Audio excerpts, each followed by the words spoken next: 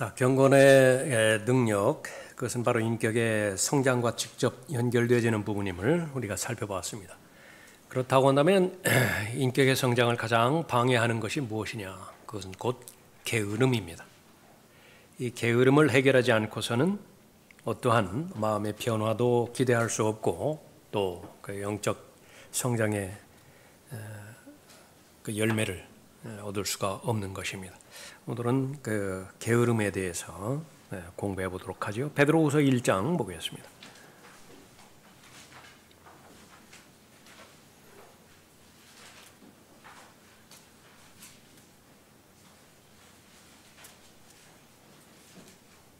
(4절이에요)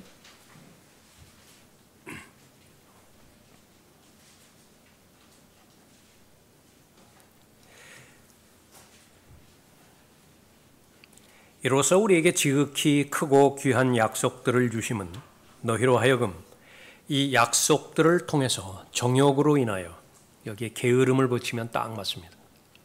정욕으로 인하여 세상에 있게 된 타락을 피하여 하나님의 본성에 동참하는 자가 되게 하려 하심이라. 구원의 목적이죠.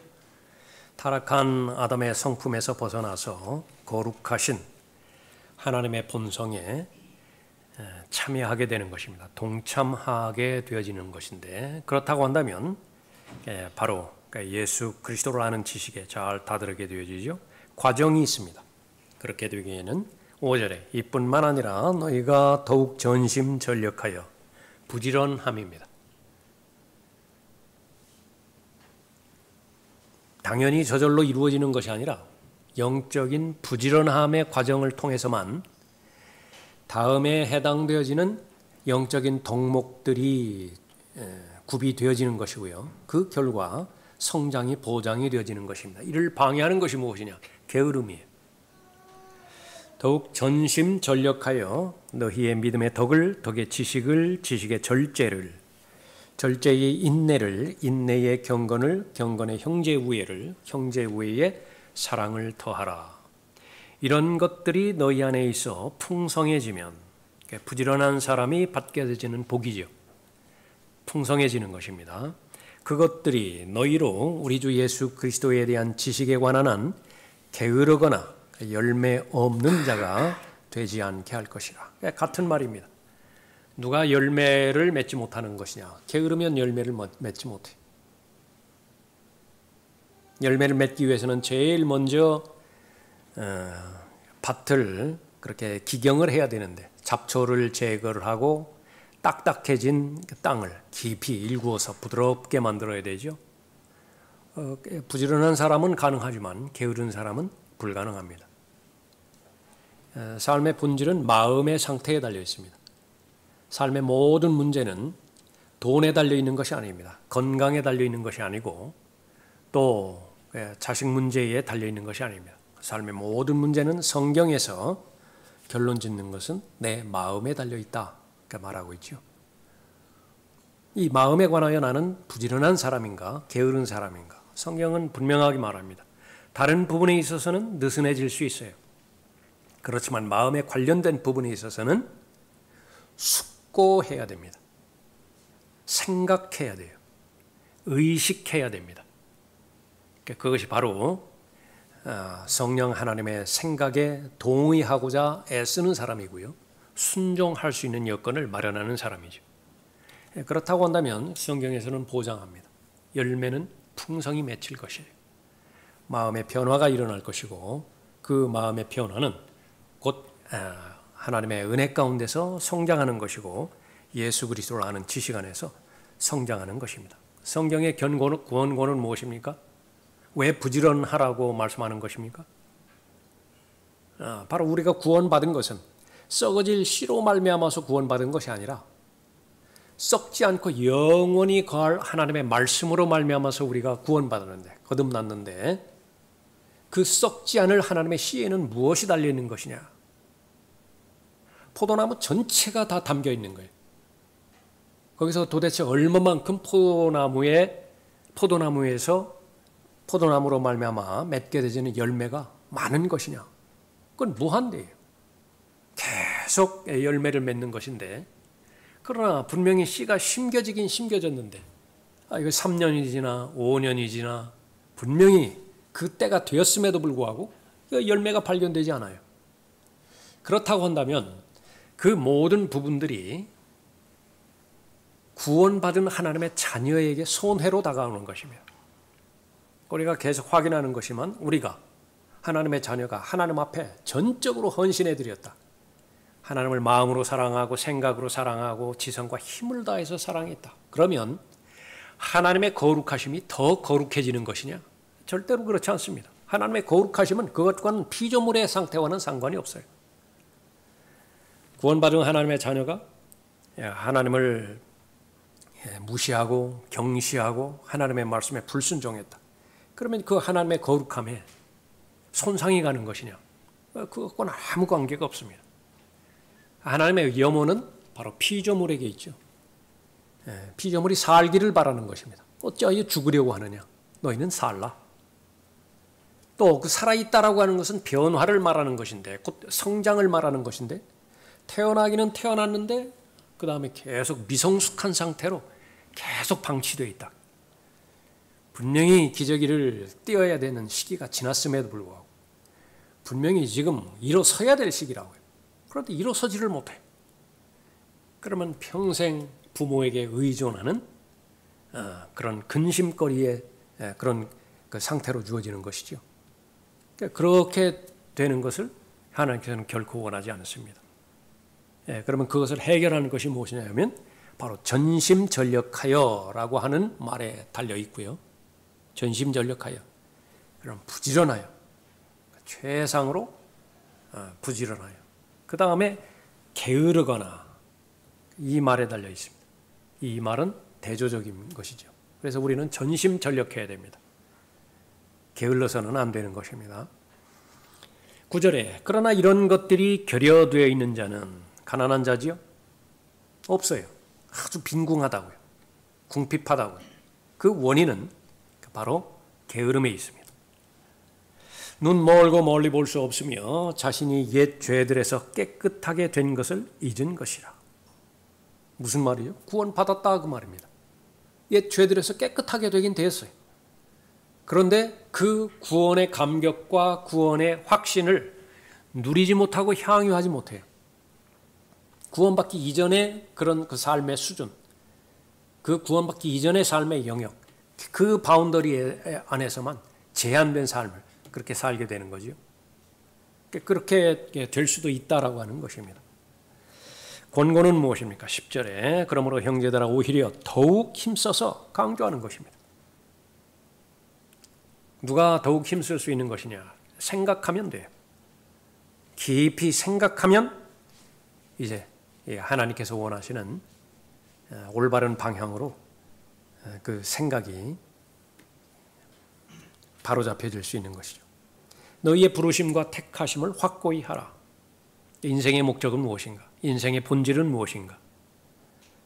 하나님께서 구원으로 불러주셨는데 그리고 성장할 수 있는 모든 토대를 다 마련해 주셨는데 나는 지금 그 올바른 방향을 향해서 나아가고 있는 것인가? 게으르지만 않는다라고 한다면 그 부분에 대해서 확신을 가질 수 있는 것이죠. 너희의 부르심과 택하심을 확고히 하라. 그러니까 너희가 이러한 것들을 하면 결코 실족하지 않을 것이요. 게으르면 실족하게 되어 있습니다. 이같이 하면 우리 주 곧 구주 예수 그리스도의 영원한 왕국에 들어가는 입구가 너희에게 풍성하게 마련될 것이니라. 그래서 이 생의 의미를 하나님께서 가르쳐 주시는 그 하나님의 뜻대로 그대로 동의하는 거예요. 이 생의 의미는 무엇이죠? 다가오는 세상을 준비하는 것입니다. 다가오는 세상. 똑같습니다. 지난주에 우리가 봤던 것 같은데 어머니 태에 있는 아이. 그것이 목적이 아니에요. 잉태되어서 착상되어서 그 모태에 지금 와 있다면 그 제한된 기간이 있다고요. 그 제한된 기간을 잘 거기에서 보호받는 과정 가운데서 출산이 목표예요. 출산을 해야죠. 출산은 다음 세상이에요. 지금까지는 탯줄로 영양을 공급받고 호흡을 했다라고 한다면 이제는 폐로 호흡을 해야 돼요. 공기를 들여 마셔야 되는 것입니다. 이제는 자신의 위의 기능을 통해서 소화를 해야 돼요. 양분을 그렇게 섭취를 해야 되죠. 이제 자기 힘으로 걸어야 됩니다.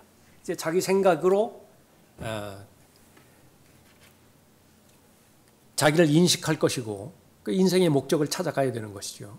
그러니까 그것을 영 안에서 비유한 것이 바로 이 지상의 삶을 사는 데 있어서 구원받은 하나님의 자녀의 의미인 것입니다. 그러니까 지금 우리가 사는 이 세상은 어머니의 태에 있는 그 부분이에요. 다시 말하면 실체가 아니에요.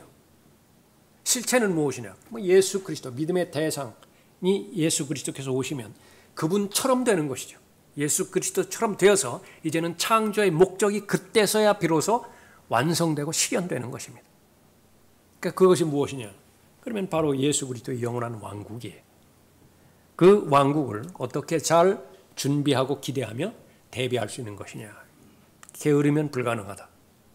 다시 보십시오. 11절에 이같이 하면 우리 주 곧 구주 예수 그리스도의 영원한 왕국에 들어가는 입구가 너희에게 풍성하게 마련될 것이니라. 부지런하여 구원받을 것이라고 하는 이야기가 아니라 믿음으로 구원받았다라고 한다면 이제는 잘 준비된 상태에서 예수 그리스도의 재림을 잘 기다릴 수 있어야 되는 것인데 그것이 바로 부지런하다.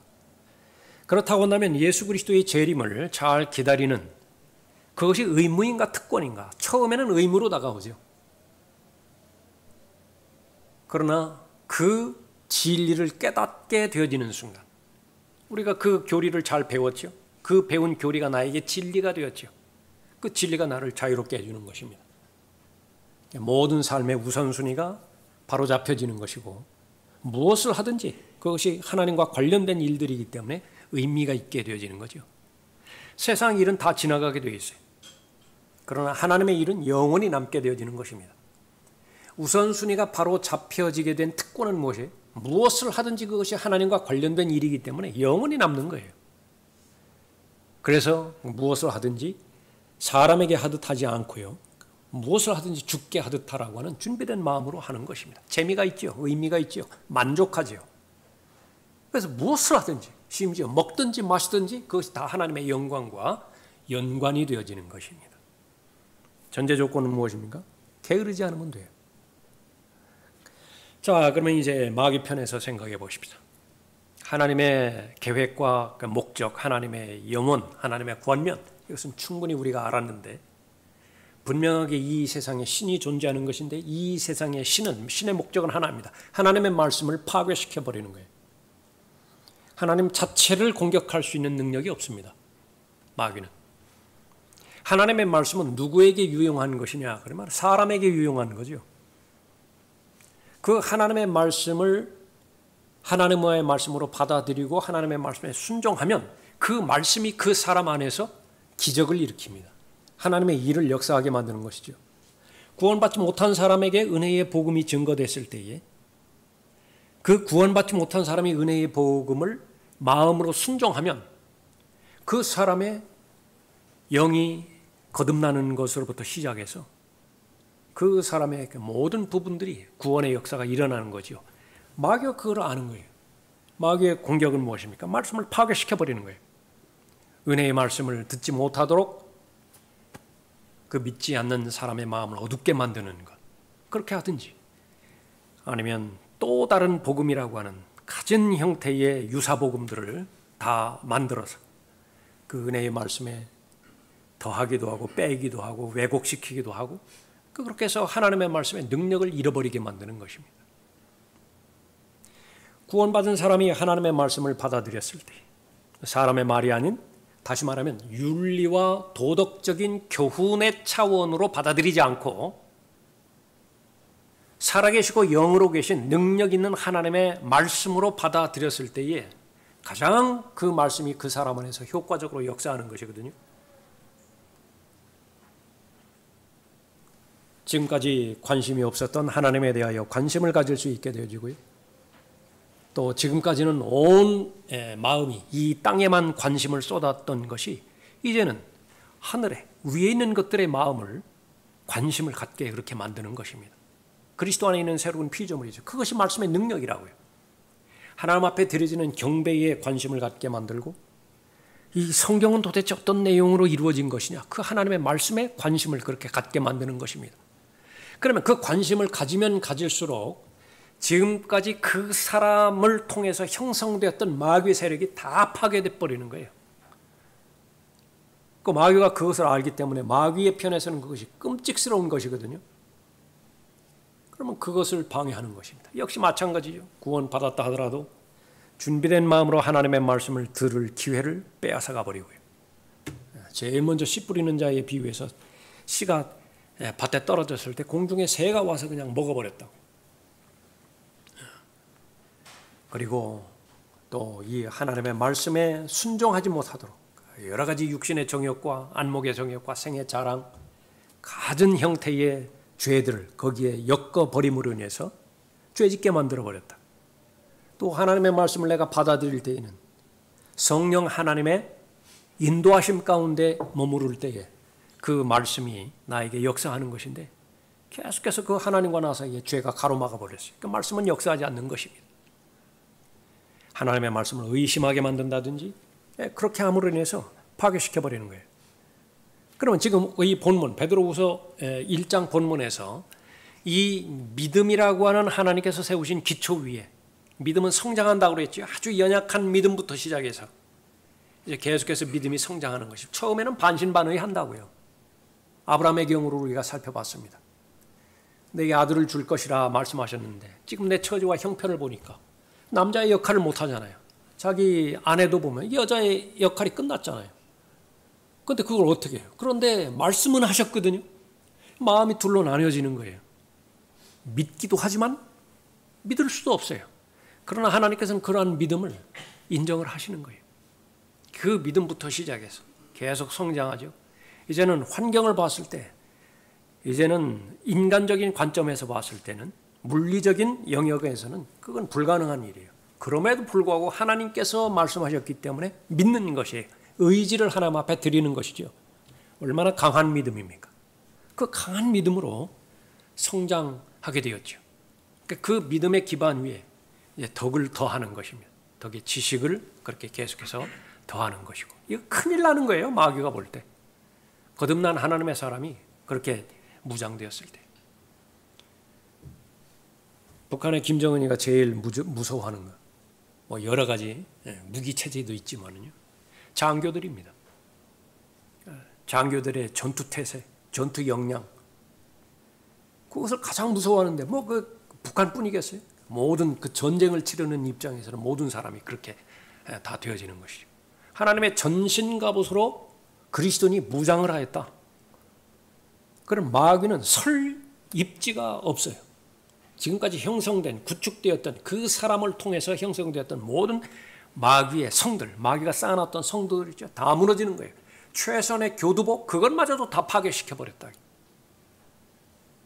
그것보다 마귀가 더 겁내는 것이 무엇이 있겠습니까? 근데 마귀는 기가 막히게 한다.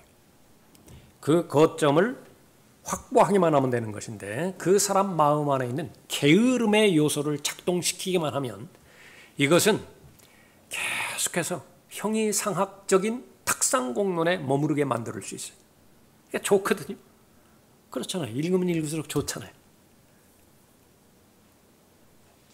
그런데 실제 생활을 보면 1년 전에 내 생활이나 지금이나 변함이 없어요. 내가 나를 판단한다 하더라도 1년 전이 뭐예요? 5년 전에도 한 말씀이라고요. 그런데 변함이 없어요. 왜 그렇죠? 그 가운데 마귀의 공격 가운데 하나가 게으름인데 이 게으름의 문제를 해결하지 못했다라고 한다면 그것은 바로 하나님의 말씀을 통해서 이 게으름을 잘 극복할 수 있어야 되어지는 것입니다. 로마서 12장 보십시오. 로마서 12장에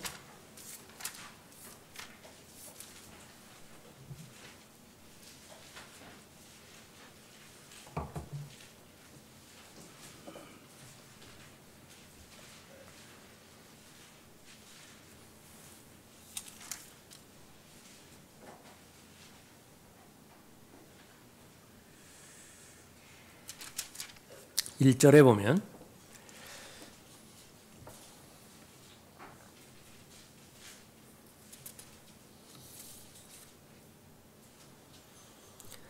그러므로 형제들아, 내가 하나님의 모든 자비하심으로 너희에게 권고하노니 너희 몸을 하나님께서 기뻐하시는 거룩한 산 제물로 드리라.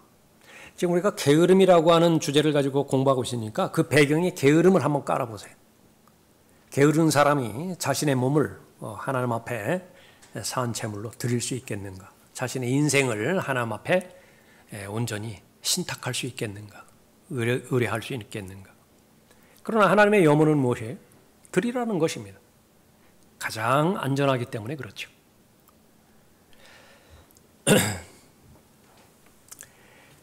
이것이 너희가 드릴 합당한 예배니라. 너희는 이 세상과 일치하지 말고 너희 마음을 새롭게 함으로써 변화를 받아.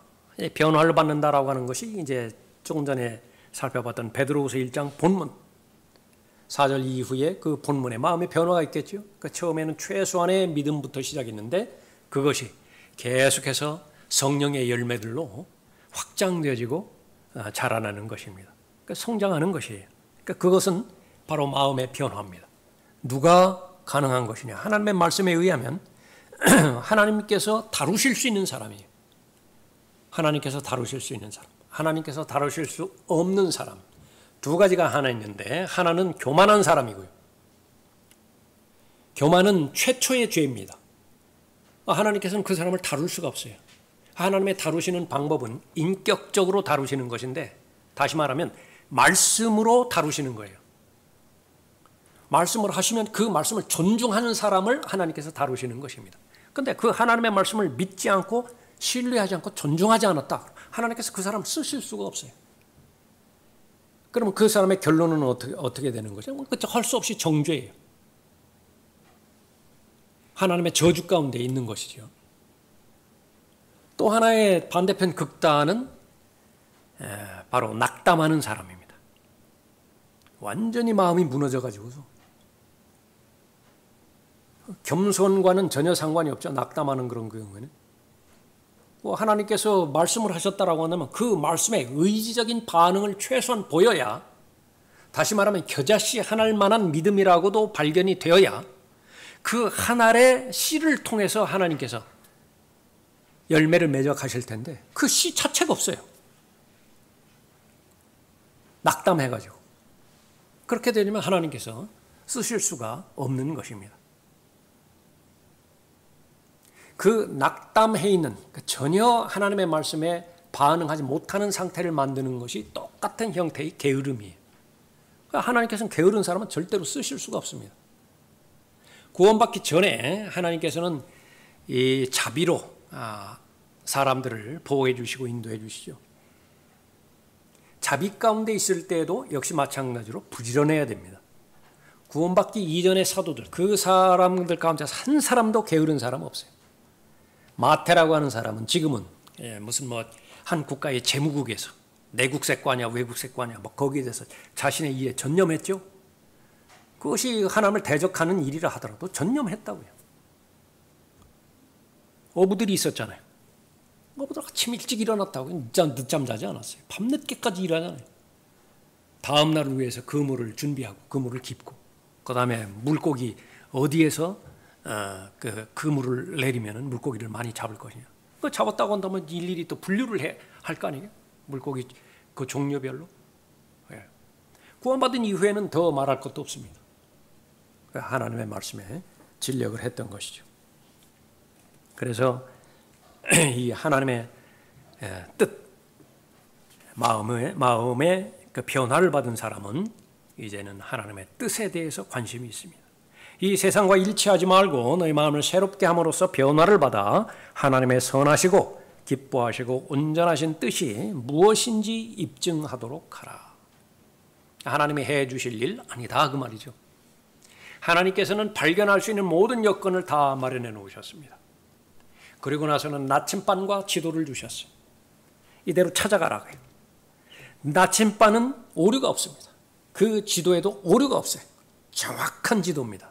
정확한 기능을 하는 나침반이에요. 이제는 원리대로 적용만 하면 찾아갈 수 있는 것입니다. 그 길을 찾아갈 수 있다고요. 그것이 입증입니다. 내가 걸어가는 거죠. 내 발걸음을 한 걸음 두 걸음 떼는 것이. 예. 그것이 바로 부지런한 것입니다. 11절에 보십시오. 로마서 12장, 고린도전서 12장, 에베소서 4장, 베드로전서 4장, 신약성경에 4개의 장이 있죠. 하나는 12장이라는 것이 두 가지입니다.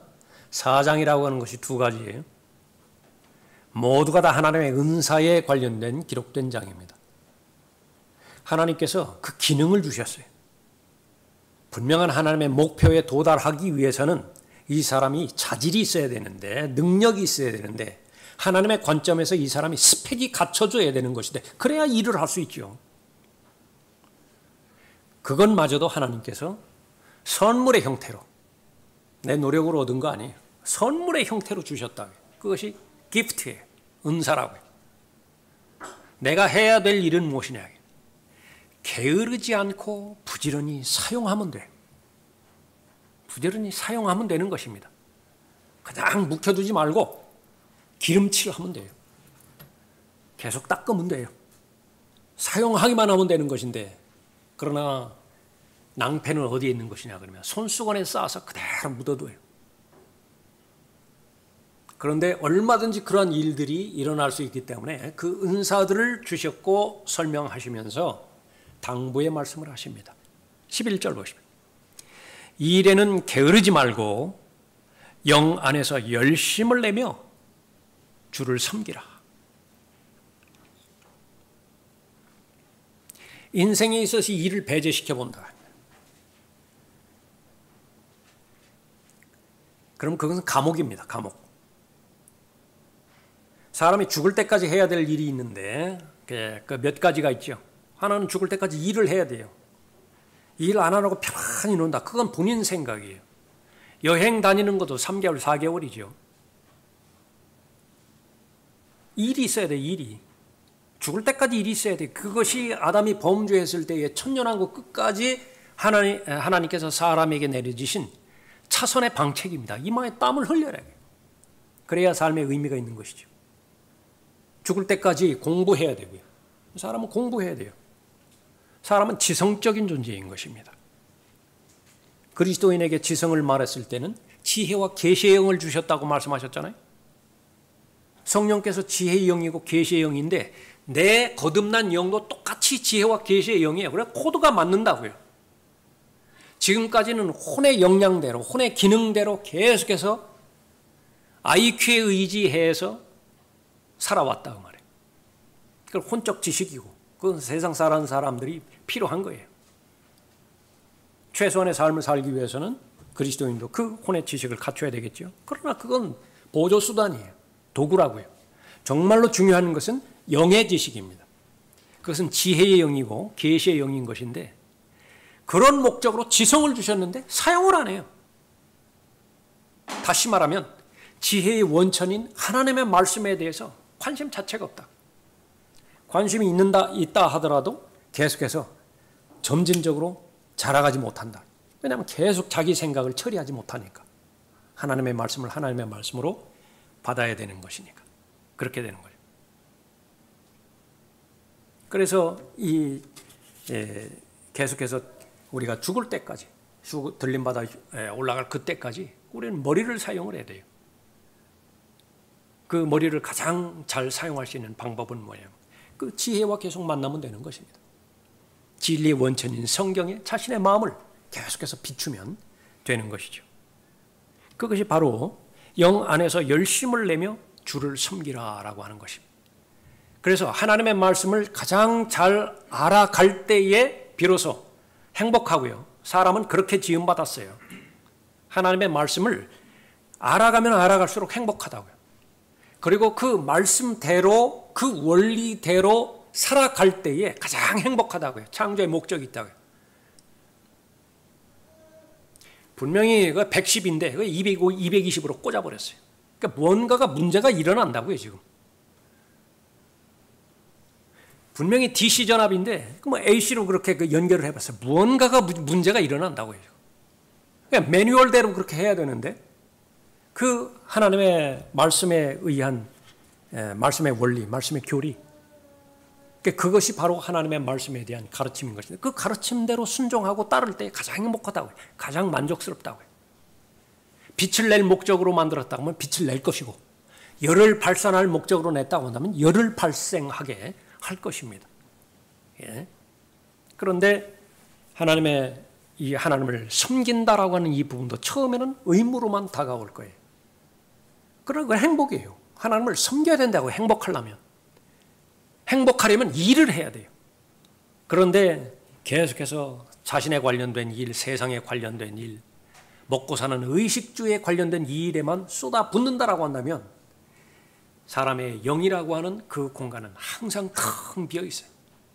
그러니까 무엇을 입증하는 것이야? 본인의 경험이 입증해줘요.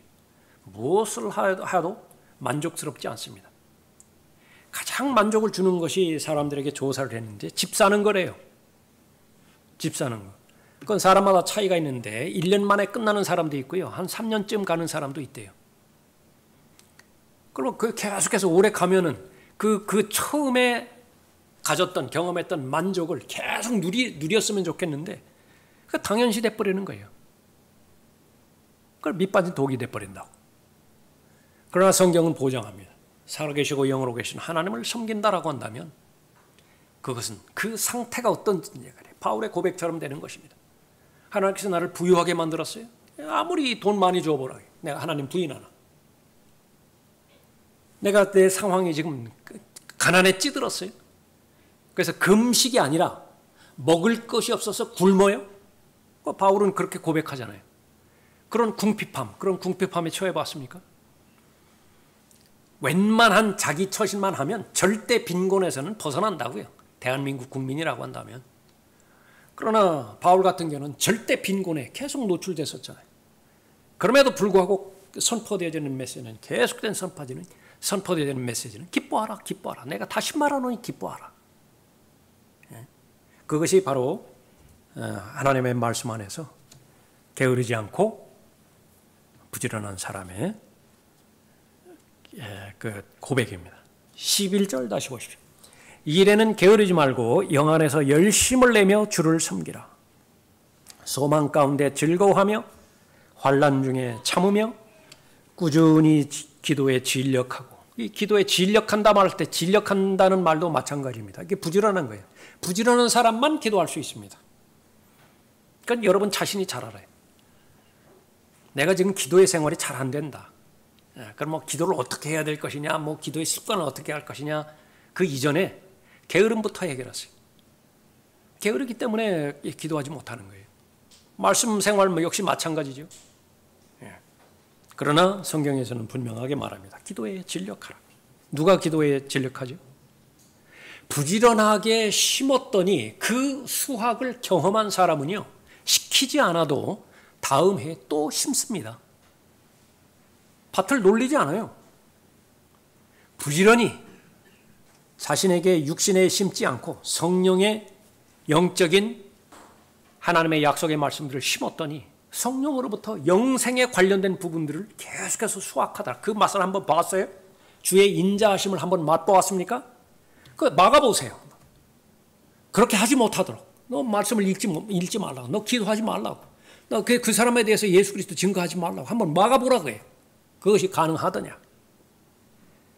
생명이 있다라고 한다면 아무리 두꺼운 바위가 있다 하더라도 그 바위 틈새가 있다고요. 어떤 형태로든지 틈새를 뚫고 소나무가 올라오는 거예요. 예? 가까운 승악산만 가도 그런 많이 있죠. 승악산 잘 가시는 분. 예. 그게 생명이라고 해요. 생명. 콘크리트 아무리 깔아놔도 거기 잡초라도 뚫고 올라오잖아요. 그걸 막을 수가 없어요. 생명은 막을 수가 없다. 그 사실을 마귀가 알기 때문에 사람을 게으름에 그렇게 빠뜨리게 만드는 것입니다. 게으름을 반드시 극복해야 되죠. 게으름의 실체를 알아야 됩니다. 마귀가 휘젓는 마귀가 놀고 있는 마귀의 장이에요. 마귀가 운동장이다.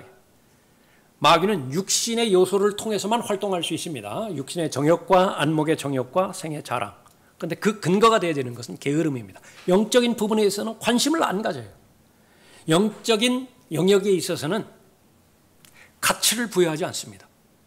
그리고 온통 잠시 있다가 없어져 버릴 것들. 잠시 재미를 주는 것들, 잠깐 쾌락을 주는 것들. 그래서 감성적으로 살아가는 것입니다.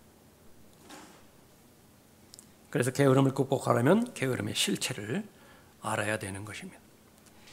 로마서 12장에서 읽은 것처럼 그리스도 안에 있는 새로운 피조물, 그것은 바로 새로운 목표를 하나님께서 주신 사람이죠. 그것은 무엇입니까? 하나님의 뜻을 발견하라고 말해요. 발견된 하나님의 뜻에 순종함으로 인해서 하나님께서 기뻐하시고 또 하나님께서 온전하신 하나님의 뜻을 성취를 하라, 그 말이죠. 그러면 그 하나님의 계획을 이루기 위해서 하나님께서는 나에게 여건과 상황 포함해서 은사들과 재능들과 많은 기회들을 주셨습니다. 그 기회들을 부지런히 사용하는 것이죠. 그 목표를 뚜렷이 할 때에 우리는 제일 먼저 게으름으로부터 벗어날 수 있는 것입니다.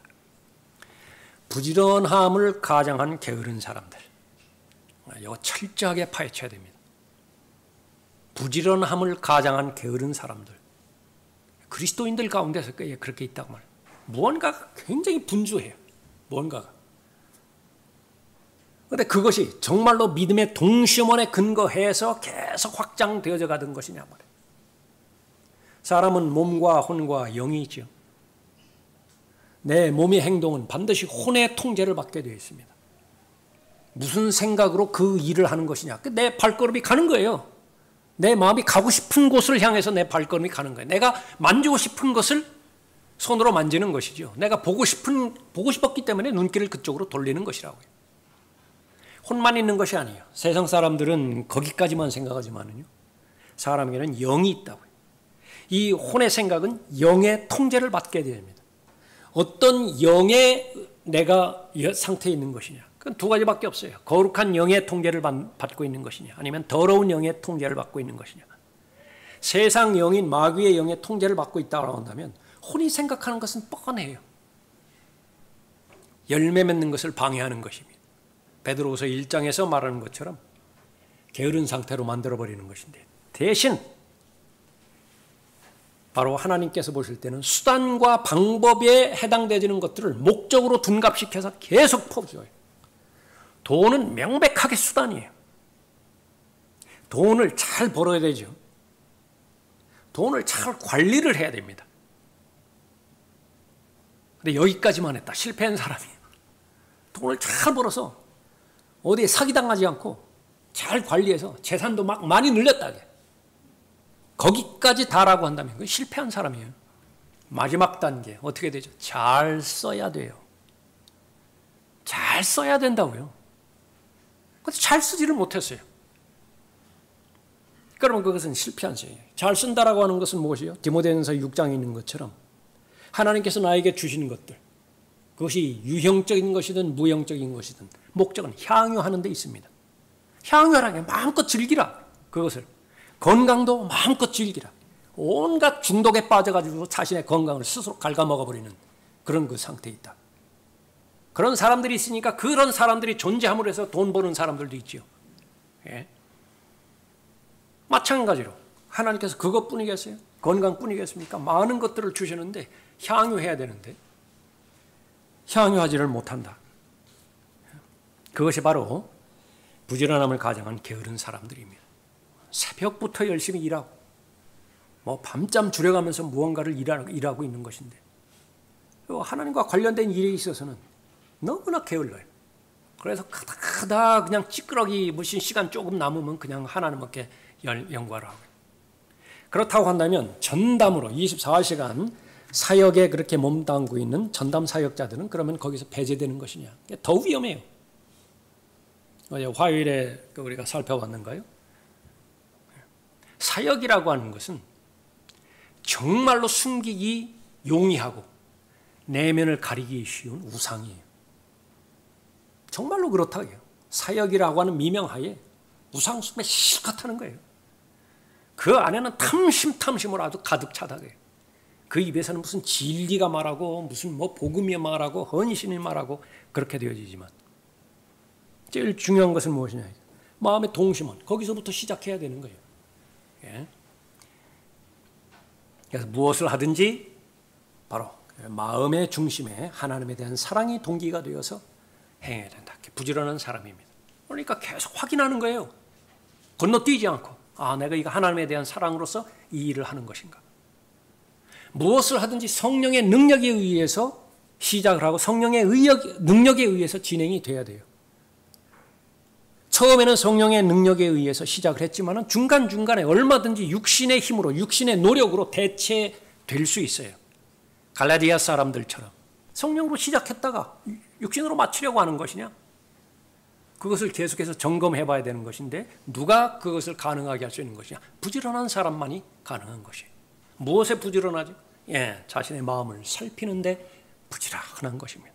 깨끗하게 소재되어 있고 정돈되어 있고요. 그 정돈되어 있다면 그 역할들이 있을 거 아니겠어요? 하나님의 은혜로 하나님의 말씀으로 충만하게 꽉 채워져 있는 것이라. 얼마든지 24시간 아무리 성령 충만하고 강건한 사람이라도 24시간이 지나면요 방전되게 돼 있다고요. 85%밖에 안 남았다고요. 어떤 경우에는 45%로 내려갈 수도 있어요. 그거 빨리 채워야 돼요. 빨리 채워야 된다고요. 다윗 같은 경우에는 하루를 3번으로 나눴다고요. 아침, 점심, 저녁으로 나눴죠. 꽉꽉꽉꽉 채웠어요. 다니엘도 하루를 3번으로 나눴습니다. 아침, 점심, 저녁으로 계속해서 채워나갔다고요. 예수 그리스도 안에 있는 그리스도인 그 피조물을 더 말할 것도 없는 것이죠. 게으른 사람, 말씀으로 인해서 진정한 자극을 받지 못하는 사람입니다. 말씀이 살아있는 말씀을 여기서 반응이 있어야 되는데 내가 게으름을 해결하지 못했으면 말씀으로 인해서 새로운 자극이 없어요. 그래서 진정한 의미에서 영적인 간증이 없는 것입니다. 하나님께서 주신 목표를 따라서 사는 사람, 하나님께서 인정하시는 부지런한 사람이고요. 신실한 사람입니다. 그 사람은 하나님의 복의 대상이 되어지는 사람이죠. 자, 이 게으름에 대해서 이제 구체적으로 어떤 영역에서 그렇게 우리가 살펴봐야 되고 궁극적인 해결책 또 구체적인 사안별로 해결책을 계속해서 살펴보도록 하죠. 오늘은 여기까지 하겠습니다.